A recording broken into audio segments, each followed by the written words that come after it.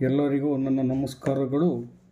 N A times YouTube channel ಇದರ ಸಂಯುಕ್ತ ಆಶ್ರಯದಲ್ಲಿ ಸ್ವರಚಿತ ಕವನ ವಾಚನ ವಿಡಿಯೋ ಸ್ಪರ್ಧೆ 2020-25.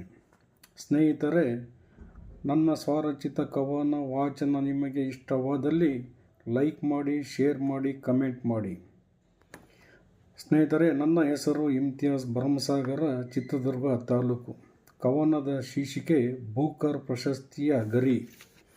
ಬಾನಂಗಳದಲ್ಲಿ ದೀಪ ಹಚ್ಚಿ ಭಾರತದ ಕೀರ್ತಿ ಪಟಾಕಿ ಹೆಚ್ಚಿಸಿ ಇತಿಹಾಸ ಸೃಷ್ಟಿಸಿದ ಜೋಡಿ, ದೇಶಕ್ಕೆ ಕೀರ್ತಿ ತಂದ ಬಾನು ದೀಪ ನೋಡಿ.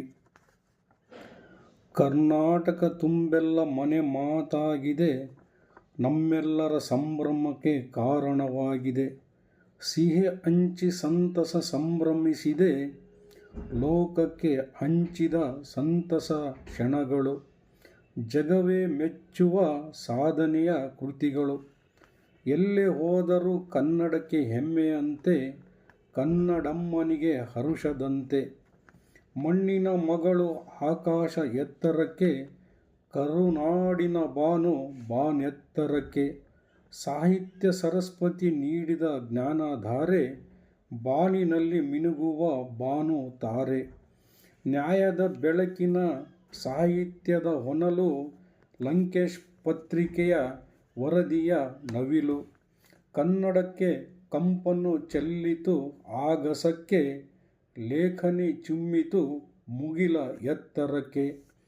ಕರುನಾಡಿಗೆ ಹೆಮ್ಮೆಯ ಸಿರಿ, ಭಾರತಾಂಬೆಗೆ ಅಂತಾರಾಷ್ಟ್ರೀಯ ಬೂಕರ್ ಪ್ರಶಸ್ತಿಯ ಗರಿ.